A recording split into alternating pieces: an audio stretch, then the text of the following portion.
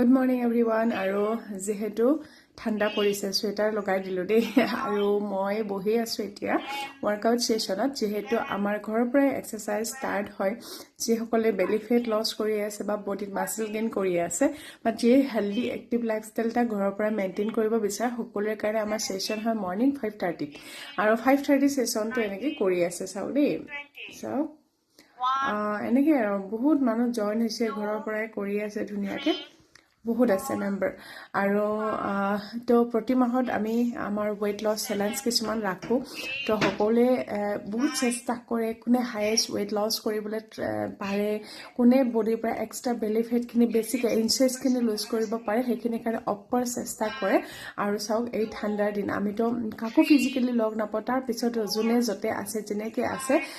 শুই পেলাই উঠিয়ে ষ্টাৰ্ট কৰি দিয়ে সেশনটো কিমান ভাল অপচন হয়নে তো তেনেকৈ আমাৰ ষ্টাৰ্ট 1 2 3 4 5 6 7 8 এনেকৈ যদি ভৰিটো হেৰি লগাবলৈ টান পিছে অলপ এনে পুছ খাই দিব পুৰা তলপেটত হেঁচাটো দি দিব এতিয়া 1 2 এনেদৰে এইডোখৰ যিসকল উইনাৰ হয় এই চ্যালেঞ্জত তেওঁলোকক আমি গিফটৰ লগতে সাৰ্টিফিকেট দিও যোৱাকালি মই ভিডিও এটা শেয়াৰ কৰিছিলো আপোনালোকে ভিডিওটো চাব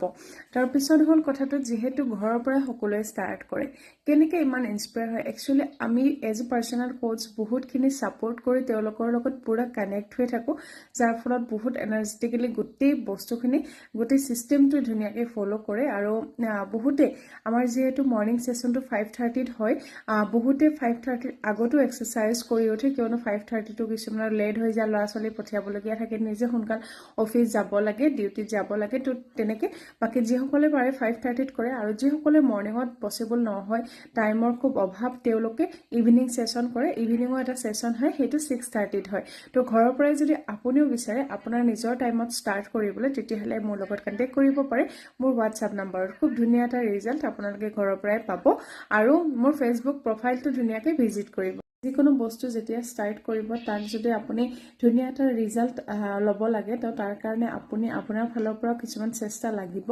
আৰু এফৰ্ট দিবই লাগিব চেঞ্জেছ আনিব যদি আপুনি জয়েন কৰাৰ আগত যেনেকৈ আছিলে আৰু জয়েন কৰাৰ পিছতো তেনেকৈ থাকে তেতিয়াহলে ৰিজাল্ট ডেফিনেটলি নাহে আৰু যদি ৰিজাল্ট আহিব লাগে তেতিয়াহলে আপুনিও কমফৰ্ট জোনৰ পৰা ওলাই ধুনীয়াকৈ নিজৰ হেল্থৰ কথা চিন্তা কৰিব লাগিব আৰু লগতে সঁচাকৈ যদি নিজৰ ফালৰ পৰা এফৰ্ট নিদিয়ে যেহেতু এজন পাৰ্সোনাল কোচ বা কোচ গৰাকী কি কৰিব পাৰে আপোনাক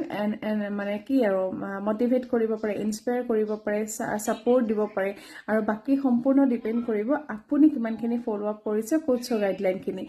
কোচ গৰাকীটো আপোনাক ৰিজাল্ট দিয়াৰ কাৰণে থাকে গতিকে সেইখিনি সম্পূৰ্ণ আপোনাৰ নিজৰ ওপৰত ডিপেন্ড কৰিব গতিকে ৰিজাল্ট সাংঘাতিক ধুনীয়া ৰিজাল্ট ইয়াতে আছে ধুনীয়া এটা ৰিজাল্ট পাব আৰু সবকে দেখি পেলাই খুব বেছি ইনস্পায়াৰ হয় কোনে বেছি হাইয়েষ্ট কোনে মই হাইয়েষ্ট হ'ম এনেকুৱা টাইপৰ চ্যালেঞ্জ এটা আহি যায় গ্ৰুপত তো thank you everyone for watching this video